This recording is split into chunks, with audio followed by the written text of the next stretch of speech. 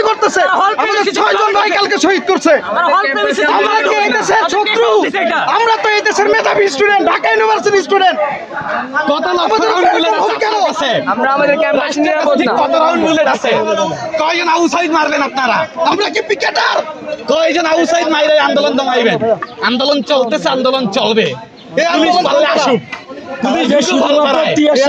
আমরা শান্তিপূর্ণভাবে আমাদের আন্দোলন করতেছি, একটা যৌক্তিক আন্দোলন, কোটা আন্দোলন। এটা আমরা বলছি যে একটা লজিক্যাল পর্যায়ে নিয়ে আসতে।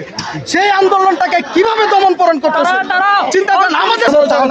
আমাদের প্রায় 15 জনের মতো গুলিবিদ্ধ, তারা 71 হল এবং হলে আসছে।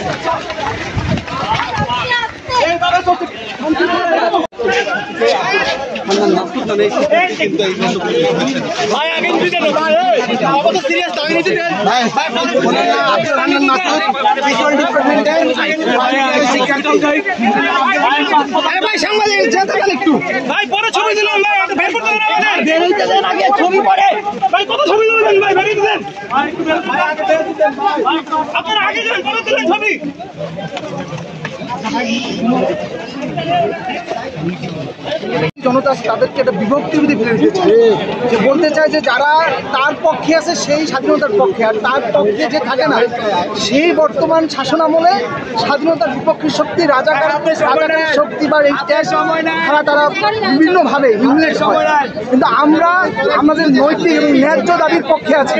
সেই দাবিতে সারা বাংলাদেশে আমাদের আন্দোলন চলছে এবং বিভিন্ন জায়গাতে সন্ত্রাসীদের এবং পুলিশের গুলিতে আমাদের অনেক সহযোগিতা, আমাদের ছাত্র ভাইরা নিহত হয়েছে, আপনারা শুনতে পেয়েছেন, তারা শহীদ হয়েছে। কিন্তু আমরা আমাদের দাবি না হওয়া পর্যন্ত এই সরকার রক্তের হোলি খেলাও খেলে, তাহলে আমরা তার খেলতে পৌঁছে যাচ্ছি। আমাদের দাবি যতক্ষণ পর্যন্ত আদায় না হচ্ছে আমরা রাস্তা ছেড়ে যাবো না। এবং সামনে গিয়ে যত কঠিন পরিস্থিতি আসুক, আমরা যে কোনো পরিস্থিতি মোকাবেলার জন্য প্রস্তুত আছি। যদি ইট মারে তাহলে পাটকেল মারার জন্য বাংলাদেশ ছাত্রজনতা প্রস্তুত আছে। সেটা আজকে সারা বাংলাদেশে উত্তরা, রামপুরা থেকে আজকে শহীদ মিনার ঐক্যবদ্ধ আমাদের অবস্থান সেটা প্রমাণ করে দেয়। আমার এর মধ্যে একজন আপু ওই জায়গাতেই অজ্ঞান হয়, তাকে কোনো রকম টেনে হিসেবে আমরা বঙ্গবন্ধু হলে নিয়ে তাকে কোনো রকম ট্রিটমেন্ট দিই। এই ছাড়া কমপক্ষে 10 থেকে 15 জন গুলিবিদ্ধ হয়েছে আমার চোখের সামনে। আমি পুলিশ, আপনারা তো দেখছেন কে গুলি করবে। একজন ভাইয়ের এইখানে হচ্ছে যে সে গুলিবিদ্ধ হয়েছে, তাকে আমরা একটা রিক্সা ছিল যেটা টিচারদের জন্য খাবার নিয়ে আসছে, সেই রিক্সায় করে আমরা তাকে পিছনের গেট দিয়ে পিজি পুলিশ আবার কি আপনারা কি বুঝতে পারবেন না? আমরা 3 বার কনফ্রন্টেশনে গেছি। আমরা চাইছি আমরা মিছিলটা, আমাদের প্রোগ্রাম যেটা আমরা সেটা কমপ্লিট করবো। 3 বারই আমাদের উপর টিয়ার শেল দিয়ে আক্রমণ করা হয়েছে এবং আমাদের উপর সাউন্ড গ্রেনেড মারা হয়েছে 3 বারই। এবং এরপর আমরা এখানে অবস্থান করছিলাম মল চত্বরে। আমরা আক্রমণেও যাইনি, আক্রমণ তো আমরা করতেছি না, আমরা তো জাস্ট বেসিক্যালি আমাদের মার্চটা করতেছি। তারা আগ্রাসী হয়ে তারা এখন অবস্থান করছে এই যে মল চত্বরে, এবং তারা ফাঁকা গুলি ছড়েছে।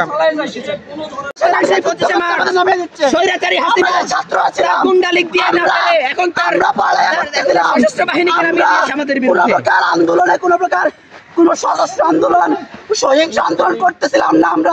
আমরা স্টুডেন্ট, আমরা এখানে মারামারি চাই নাই, আমরা জাস্ট আন্দোলন করতেছিলাম। সহকর্মীদের কি অবস্থা? আমাদের